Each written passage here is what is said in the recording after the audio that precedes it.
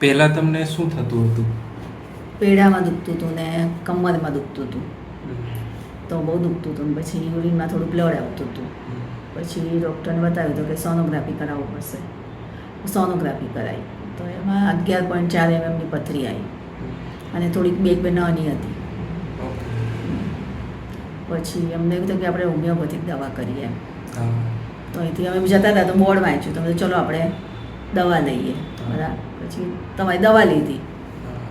પછી દવા લીધી તો દવાથી 20 દિવસમાં નીકળી ગઈ પેલી 11.4 વાળી.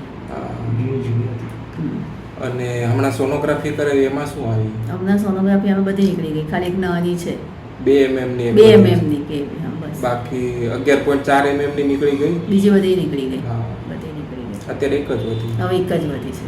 અત્યારે કેવું છે તમને? બહુ સારું છે અત્યારે તો. દુખાવો કે કાંઈ? કશું જ નહીં, કશું જ નહીં.